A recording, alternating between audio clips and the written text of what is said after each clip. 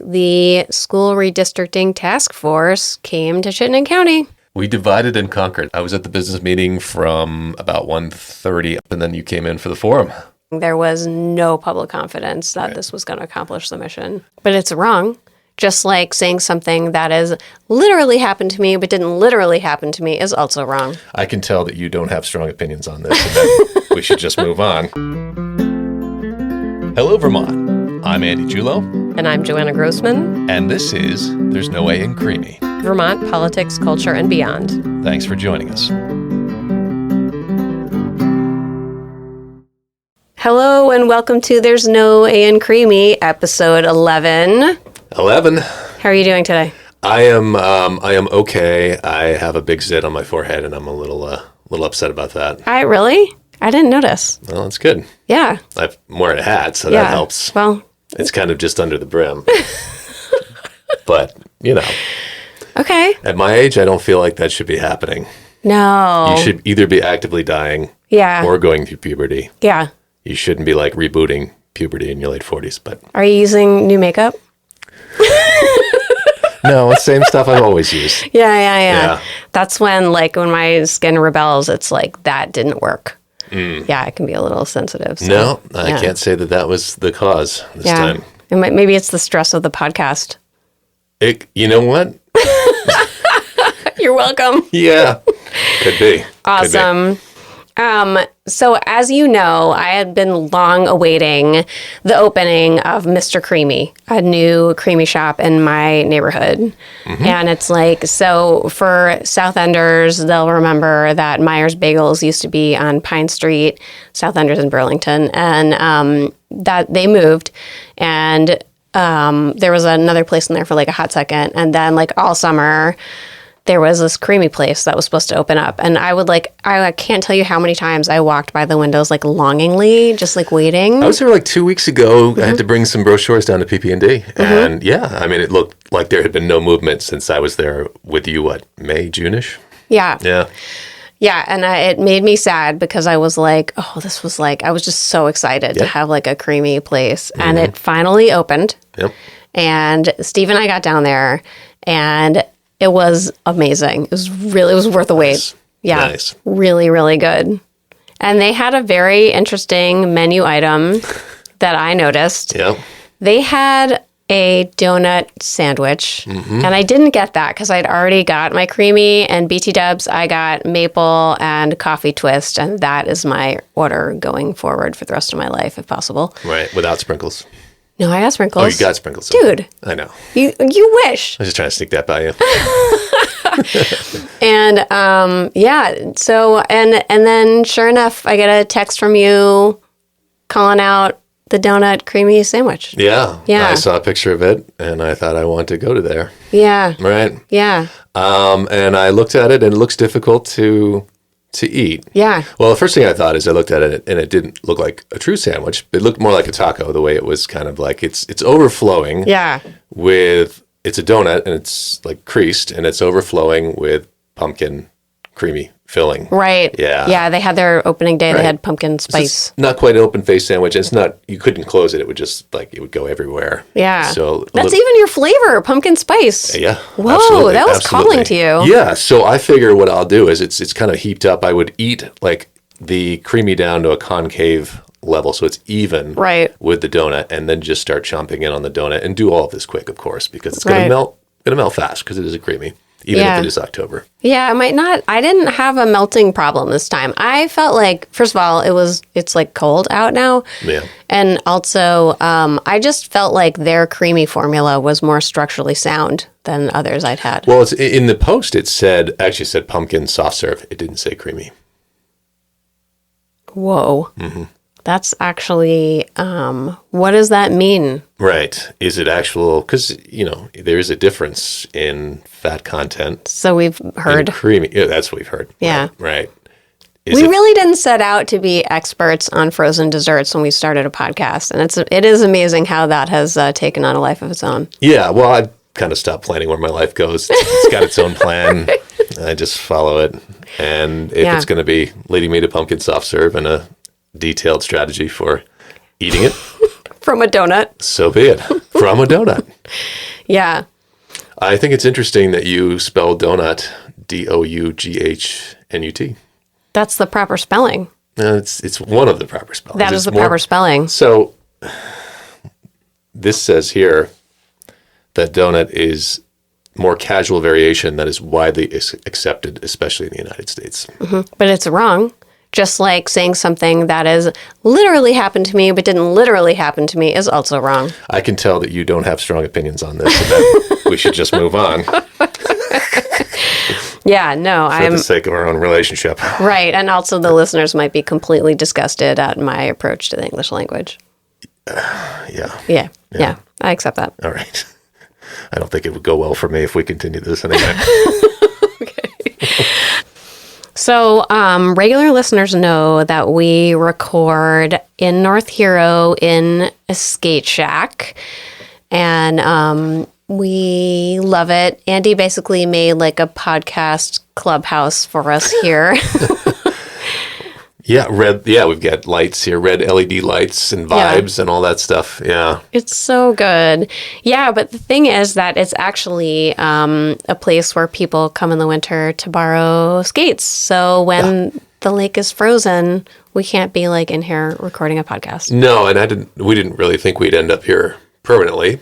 We were just trying this out. Yeah. And it's been good to us. Turns out people want to listen to us, and so we've kept going. Yeah. And yeah, I mean, I've finished this wall here. We've got a heater going that works better than you would expect. It's really toasty in here. It's so nice in here. Andy did actual construction for the podcast, which, like, that was nice. I took a break from constructing my house and came down here and put some sheetrock up. Yeah.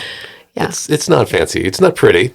Oh, but, it's so great, though. It is so great. I love it in here. But yes, we've decided that the podcast needs a winter home, and so we have started exploring those options. We've been touring, and we are going to be moving to Media Factory in Burlington. Which is a beautiful facility. Yeah, for those who aren't aware, this state's public access resources are amazing. Media Factory is gorgeous. Like, honestly, it's amazing. I keep coming back to that same word, and I overuse it to start with. But seriously, like, everyone was so nice, and they showed us around. The facilities are incredible, and I'm a little anxious about this, but also we're going to be able to do a lot more video, and it's going to be, like, crazy high quality. Yeah, we'll have to put on a clean shirt. Yeah. Do something about my zit. I think you'll be all right with that.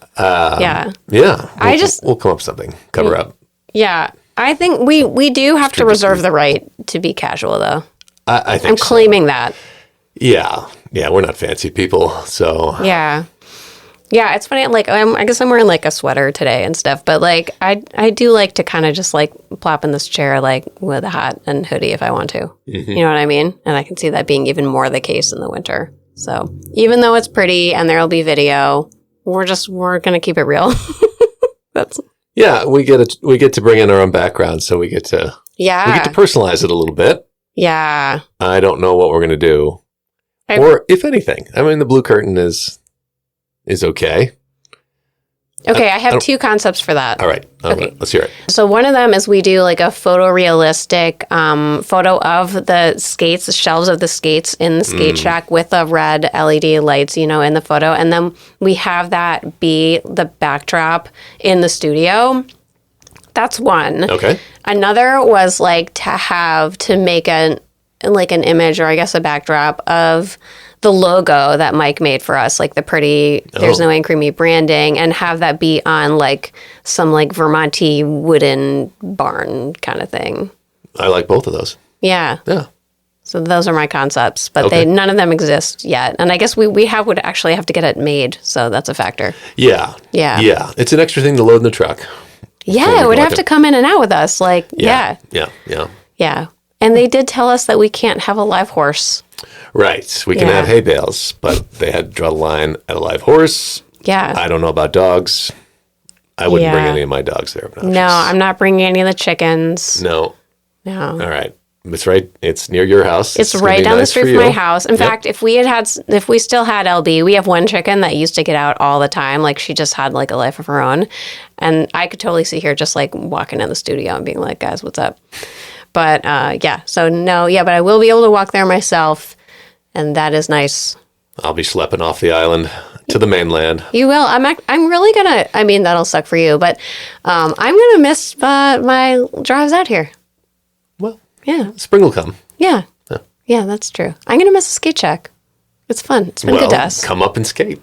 Yeah, I could do that. Yeah. Yeah, that's true. I saw on Facebook that you're starting to plan Great Ice. Yeah, I'm trying to roll out the events. Like I don't know if you're the social media person, but roll them out one day at a time. Yeah. Build excitement rather than throw them all out, because then it ends up like clustered on the page, like 20 events. No, it's smart. Okay. Yeah. I'm on the right track then. I mean, I would think so. Okay. Yeah.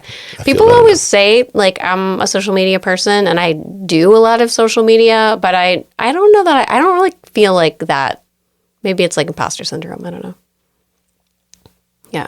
But I think you're doing a good job in my inexpert opinion. Well, I will take that compliment. Yeah. Y'all, if you haven't been to Great Ice, they have the most amazing fireworks in Vermont, and you get to stand on the lake while you watch them, which is pretty cool. It's a good show. Yeah. Yeah. They're not doing anything in February, so they're ecstatic to do a show. Yeah. And you kind of get double bang for your buck because it reflects off the ice and the snow. And so, like, everything that lights up in the sky also lights up down below you. Yeah. And there's, like, you guys have a big, this was not even on the episode plan, but we have to talk about it anyway. Like, there's, like, you guys do, like, a big bonfire behind. It's so fun. Yes. It's a very scary and impressive bonfire. We gather Christmas trees from around the region. We pile them higher every year. My gopher, Julie, goes out there and gets those Christmas trees. And she started pestering landfills and gardening centers and anywhere she can get. Every year, she's got to go bigger and bigger. Nice. Yeah. It was huge last time. It's like scraping the sky. It is like people drive down the road and they're like, what is going on? Is a barn on fire? Oh. Like, no. Oh, that's cool. And people always think, I'm sure there's people thinking, well, doesn't that melt the ice? That was my thought. Yeah, it does not. It does not. No. Like any year, like there isn't anything like, oh, the ice isn't thick enough to do the bonfire. That's not a thing? Not the bonfire so much as we worry about having people standing in such close proximity. So there have been years that the ice has been thin enough that we did not either we didn't do the bonfire on the ice, we did it across the road and the field, or we did it on the ice, but we made everybody stand on the shore to watch it. Aha. Mm-hmm. Interesting. Yep. So there's some science to it. If you want to call it that, yes. we asked the local fishermen, do you think we should send 1,000 people out here on the ice? It's not like the fire department? It is, well. It's the same? The volunteer fire department and the local fisherman troop, one and the same here. Oh, that's cool. Yeah. Okay. What were we supposed to be talking about? We were talking about the Media Factory. We started talking about Great Ice. Did we talk about the Media Factory? We did, right? We're going to the Media Factory. Right. I think it's going to be awesome. Yep. I'm super excited. Okay. We did a good job with that topic. So a few weeks ago, Charity Clark, our amazing Attorney General, hosted the Democratic Attorneys General in Burlington for a little fundraiser. And it was really cool. I have a soft spot for Daga. Although I heard people saying Daga that night, but I feel like I can't switch right now, but right. I'll get there at some point. You can understand why they would want to move away from that pronunciation, though. Oh, yeah. Yeah. Oh, yeah. I did not piece that together. That's what I'm here for. It's so interesting. So when I worked for Indivisible, in 2018, and everybody was like, what's Indivisible? And now everybody is like, whoa, you worked for Indivisible. And I think that's really cool. But anyway, so when I worked for Indivisible, we did a 40 state texting for all these Democratic attorneys general for DAGA. And it was really fun. And I mean, it was really hard. We had to text a lot of red states and red state voters. And It was intense, but it's fun to campaign for attorneys general because you get to say, like, they're fighting for our most vulnerable. And it's like, there's like a fight in it that feels really good and really like whole. And anyway, so I was excited that DAGA was coming here and Charity was hosting them. She gave a little speech and it was really great. Not little, it was a speech. And she did a great job. She did. Yeah. She gave a shout out to Phoenix Books. She did. Yeah. And me. I couldn't believe that. I felt so flattered. And me. Yes, and you know, because everybody knows you're a celebrity. Everybody does now. You just told them. They didn't know before. Yeah, that senator thing, you know, it's fancy. You're fancy. I'm told. Yeah, I sit here in my pimple hat. That could happen to any senator or former senator, Absolutely. Andy. Yeah, I agree. Yeah, Yep. That's an indiscriminate situation. Yeah, they might change their makeup too. You don't know. Charity said something really interesting that she had been asked. Charity and all the Democratic attorneys general have been participating in all these lawsuits. And she said something really interesting about that she'd been asked if this was an act of secession from the Union. And she was like, no, this is the ultimate act of patriotism. Yeah, holding to the Constitution, holding to the law. Yeah. Yep. I really like that. Yeah, absolutely. She mentioned it at Emerge as well when she spoke there. Yes. Yep. Yeah, they've been busy. Yeah, it has got to be just a nonstop task these days. They have so many lawsuits. She just filed another one over the failure to fund SNAP benefits. We did talk to her several weeks back on the decision not to join the lawsuit, or the governor's decision to comply with the request for the personal data of SNAP recipients in Vermont. Yep. It was complied with, and she was not able to join the lawsuit with the other Democratic attorneys general, as she has on so many of these lawsuits, and they were recently successful. And it was found to be an illegal request, and the data was protected from those states that did file that lawsuit. But unfortunately, Vermont did comply, and as it turns out, it was unnecessary. We did not need to turn over that information. Yep. As usual, she was right. When we went to the event, we got a little audio from Charity. I felt like a real reporter. It was kind of funny, even though we are not. Yeah, the way you held the phone up in her face. Yeah, but we need a remote microphone, dude. I felt like kind of a jerk with that. I think it was fine. Like, the audio wasn't so bad. But it was cool. Yeah, I felt like a real reporter. And we pulled her aside, and she talked a little about why DAGA is so important. Yep. And thank you, Charity, for giving us the time and our listeners the time. Yeah, it's going to be a noisier room than you're used to here. Yes. It's a lot of background noise, but it's a good thing said. Yeah, absolutely. So, Charity, we're here at the DAGA fundraiser today. And will you tell us a little bit why we're here? We are here because the Democratic AG Association, DAGA, works across the country supporting Democratic AGs with their campaigns, with education, with mentoring. I serve on basically the board, the executive committee of DAGA. It's great work. And next year, in 2026, there are like 30 elections taking place for state attorneys general.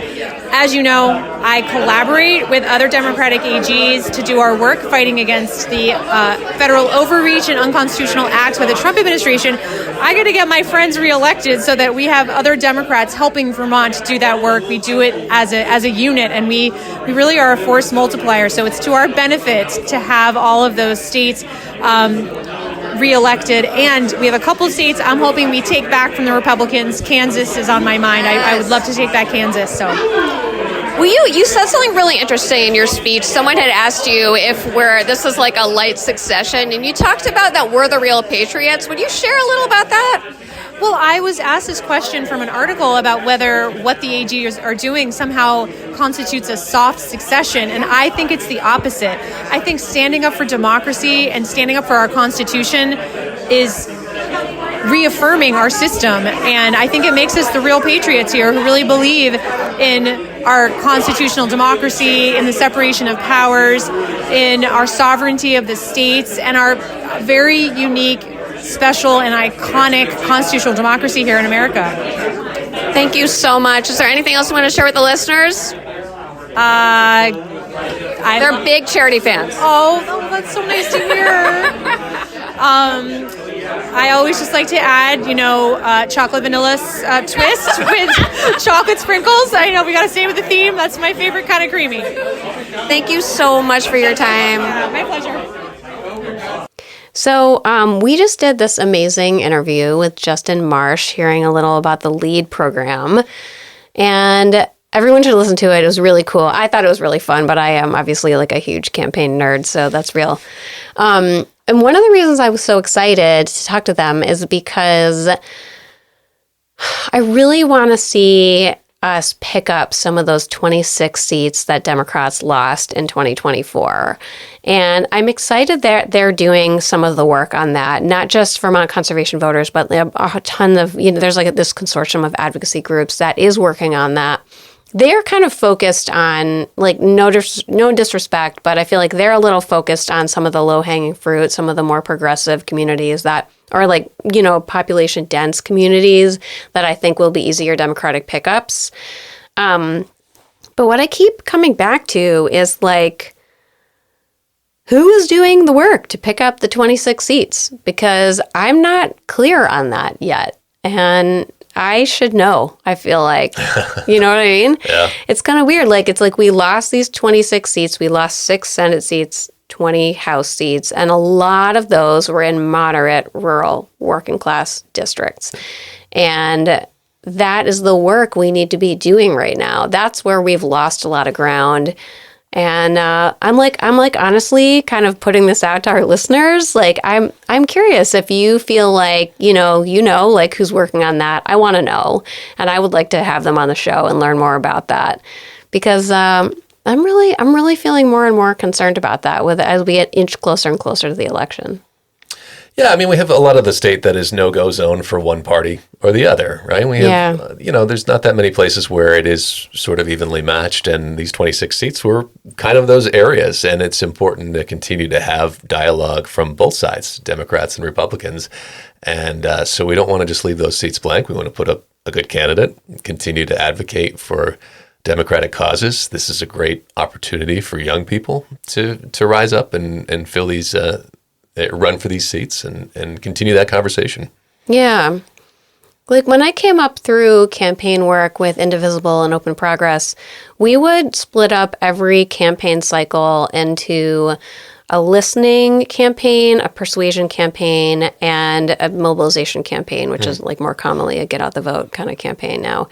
And I really liked that model. So we would work for a candidate, and the goal was listening and active engagement. The prompt was often, what issues are you interested in? Yeah. Like, what do you want to, what's on your mind, so that we could come back with data knowing, okay, what do people really care about in this community? What's on their mind? And then the next step was, armed with that data, persuading voters, like making the case. I don't know if we're doing that right now. I think that's what's really sitting with me, is like, we need to be talking to the voters we lost and not blaming them, but instead like persuading them that we're on their side and we care about them and we care about the things that are affecting their lives.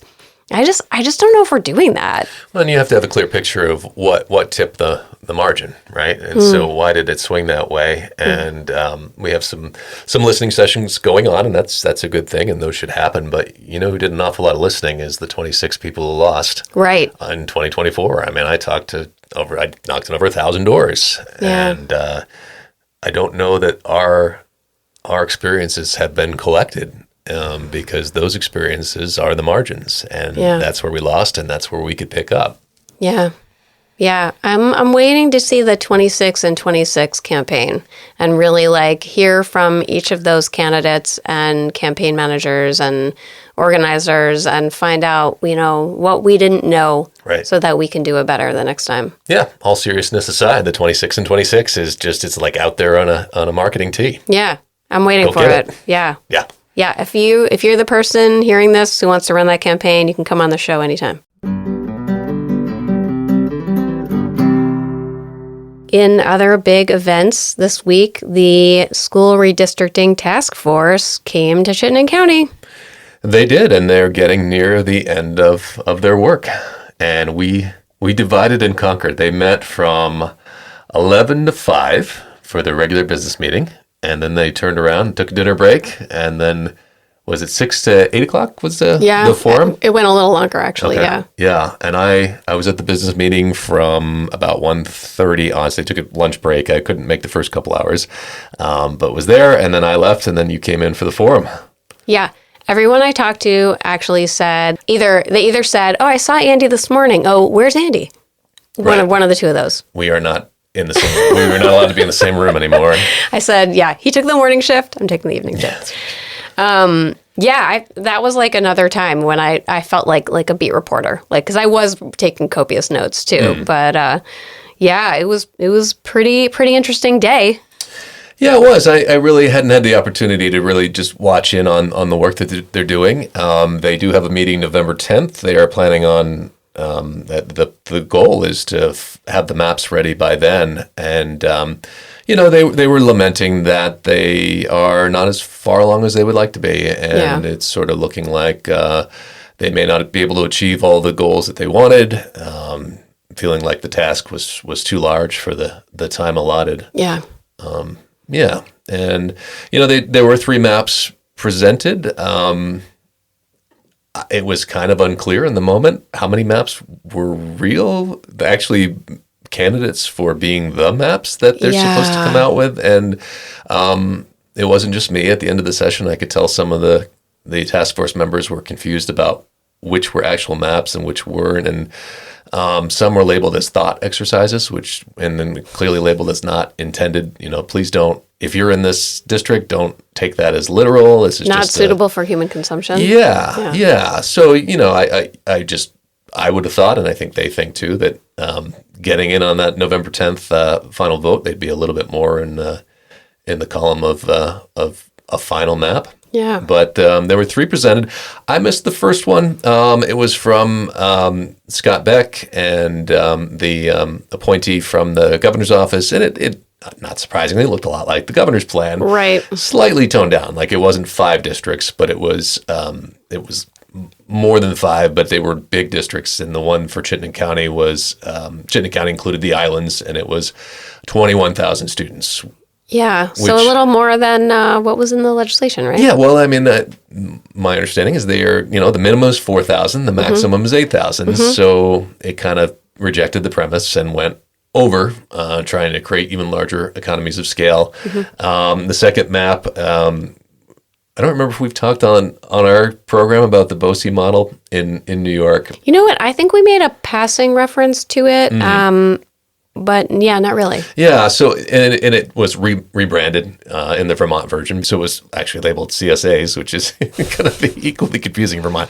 But I think that's like Vermont-friendly branding. People they get like a warm, fuzzy feeling about CSAs. Could be, for sure. But along the lines of a BOCE model, which is you take a lot of the services that you're doing and you centralize them and create central resources that you work from, and then the districts can tap into those. It just didn't really, that I could see from the map or the presentation, address actual district consolidation. It would just create more consolidation of shared services, which is kind of supersizing the supervisory union model to a certain extent, allowing supervisory unions to get bigger and more expensive and you to do more through them. Right. And then the third map was a regional high school model, right, where everybody in the state, except for a couple areas in gray that they couldn't quite get to, would have a less than 30-minute drive to their high school, and there would be one high school for each region. So Burlington High School would be the high school for all of Chittenden County for the western side of Chittenden County. Essex would be the high school for the eastern side of Chittenden County. Yeah. And Burlington would have like 5,000 students. BFA St. Albans would have like 2,600 students, I think, like that. So none of these buildings hold anywhere near those numbers. So it was, labeled as a thought experiment, but I'm not quite sure. And the task force seemed appreciative of that, but it wasn't quite clear how that translates into any actionable map, since the buildings can't accommodate those. And of course, nobody's going to stand for that. Right. So it's a nice concept. If we had unlimited amounts of money and nobody cared where their kid went to school, right, it would work. But they were clear to say this is a thought experiment. It was unclear to me why we're at the thought experiment stage when they're Yes. a handful of days away from needing to finalize maps. So Yeah. yeah, I don't think it's going the way anybody hoped that it would, and it may have just been too big a task. And task force members were talking about, is this going to give us better quality? Is this going to give us cost savings? Which is probably not something they were tasked with. I think if you strictly read the law, I think my understanding was just a nuts and bolts exercise of, if you pair this district with that district, we're at 4 to 8. Bing. Now let's move around and we'll just go all across the state and figure out what districts we could mash together and have 4,000 to 8,000 units. Yeah. 4,000 to 8,000 student units. It does really feel like none of these proposals are matching the problem. Like, what we were told was that the problem was that property taxes are too high, and so we want to control costs.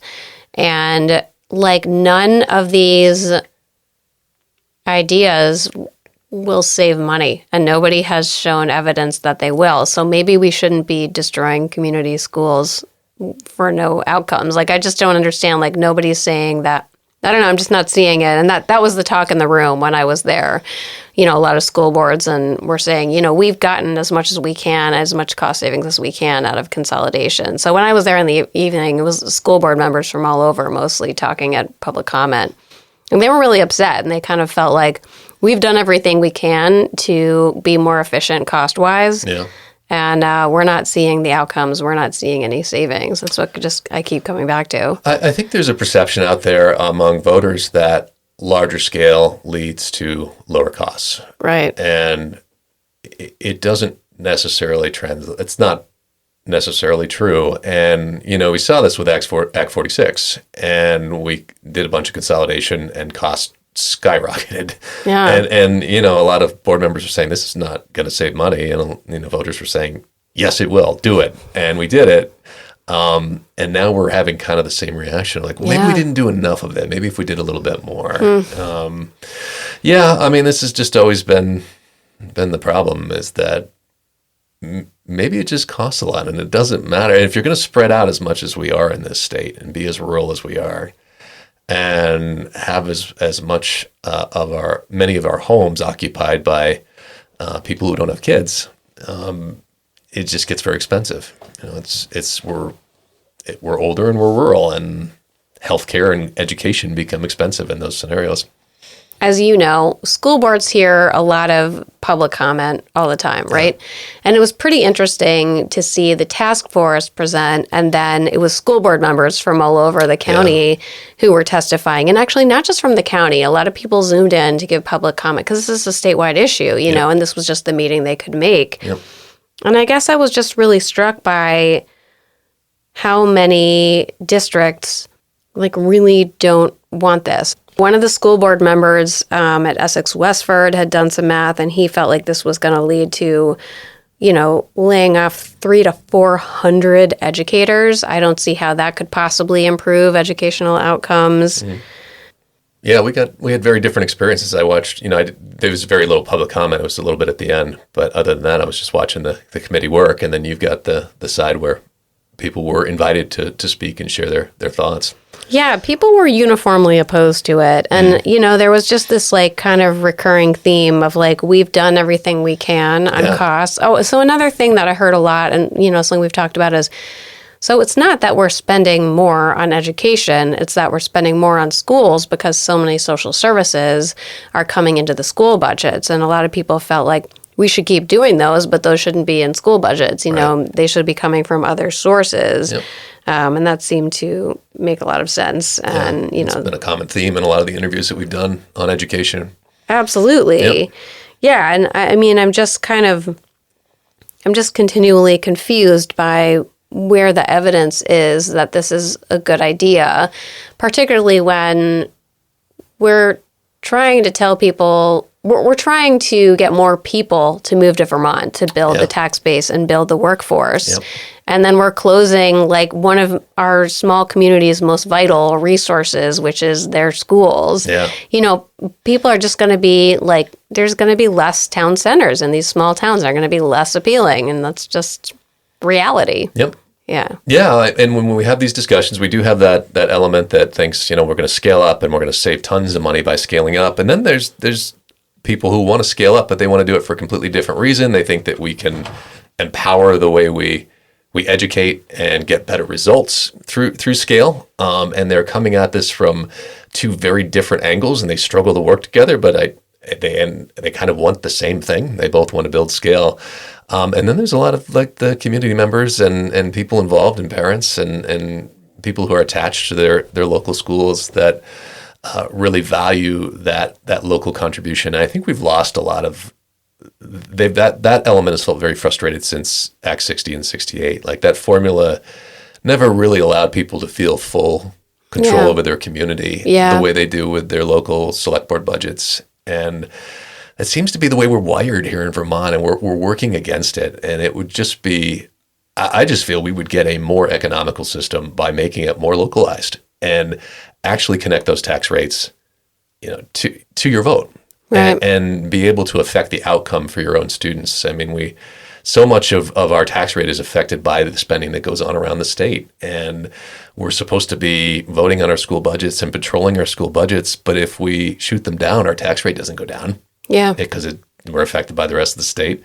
And so people tend to generally support their budget, and they kind of go up and up and up. I would love to see a model where we get back to locally funding our schools. Take your tax revenue from second homes, lottery winnings, whatever you have to do, and give block grants to districts that need it to support their community if they have less revenue, to support those low-income communities, and then fund your schools right from your residential tax dollars. It's a one-to-one relationship. You spend $1 locally, you raise $1 locally for taxes. Your tax rate is directly connected to your students. You get to set that right balance for your kids. And it resets the priorities for your community. You start thinking as a community, how can we get more permanent residents and grow our grand lists in our community? Yeah. Because that will allow us to lower our tax rate and provide a better education for our kids. Right now, there's no incentive to do that anymore because it all goes to the state. Yeah.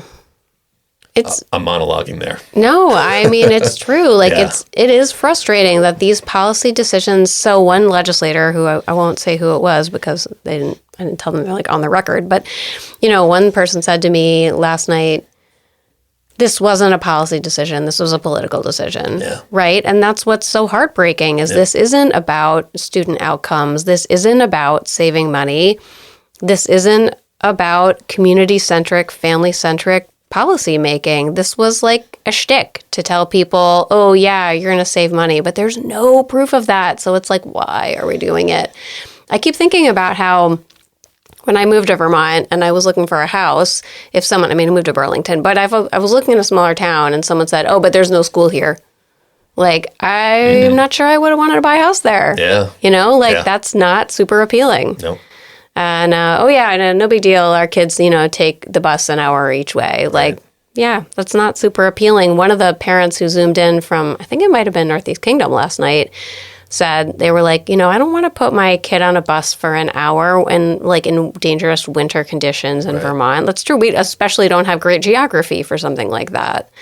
So yeah, and I think one of the things we've heard is that, we're not closing schools with this, and the legislators love to say this at the forum, but I voted for it, but we're not closing. This doesn't close any schools. It creates the structure by which schools get closed, right? And that is conclusive. That is exactly what happened in Act 46. Those that merged had schools closed. Yeah. So when you create a governance model where you have a larger entity with a bunch of buildings, they start closing the ones that are smaller. That's just the history that has happened 100% here. Yeah, well, I think that is the goal. I think it's pretty clear. So we can't let them get away with saying that. Yeah. It was pretty fascinating. So you saw a lot more of the nuts and bolts of the meeting and the presentation, but when I was there, they were sort of trying to catch up the public on what was going on, and then they took public input, and then they had direct public comment. Yeah. And it was interesting. The co-chairs of the commission, Senator Gulick and Representative Greening, they talked a little about, each of them shared very openly that they felt like this was not a viable process. That they felt like they were on the commission because they wanted to do their best by Vermont's families and students, but that They did not believe the timeline was viable to produce a good product. And they were completely open about that. And I noticed a lot of the speakers at public comment thanked them for that. But it just goes to show, like, what a weird process that we're in, that, like, the rank and file caucuses didn't support it. They didn't vote for it. And now they're running it, and they're going to report on it. And the legislature is going to do what with that? You know? Right. It's a lot of pulling people along through a lot. Yeah, that was some of the vibe of the earlier meeting too. It's just, it wasn't enough time, and it was too much to do, and it's just not where anybody wants it to be. Yeah. Yeah.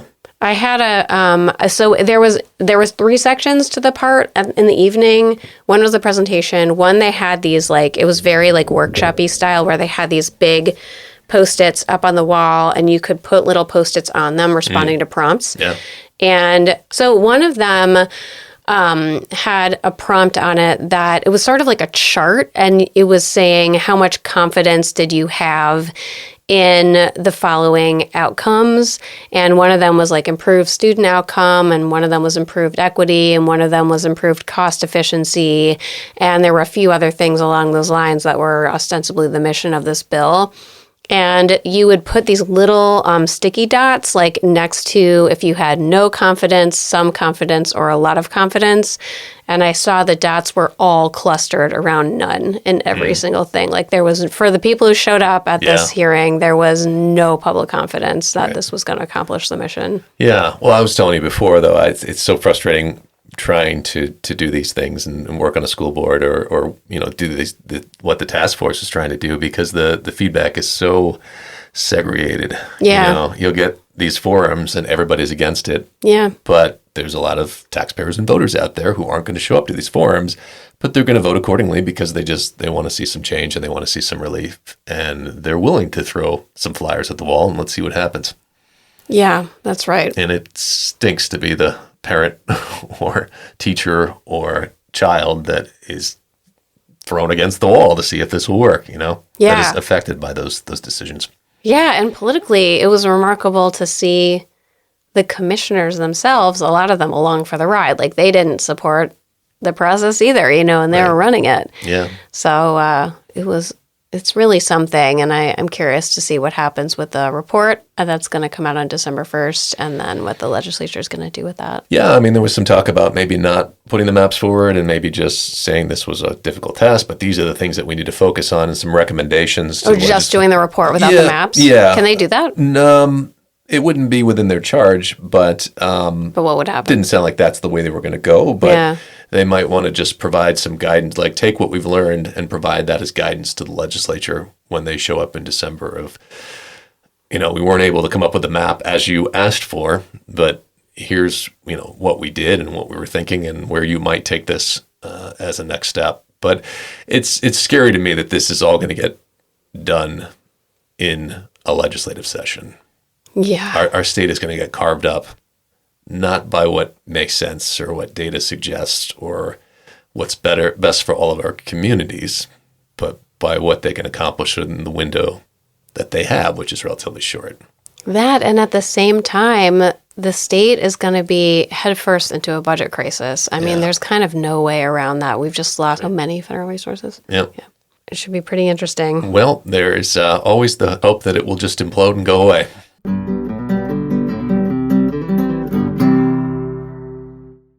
Well, that brings us to the end of this episode. Thank you all for listening. Follow us between episodes for the latest updates on our socials at There's No A in Creemee on Instagram, Substack, and Blue Sky. And catch us on our next episode of There's No A in Creemee, Vermont Politics, Culture, and Beyond in Apple Podcasts and Spotify.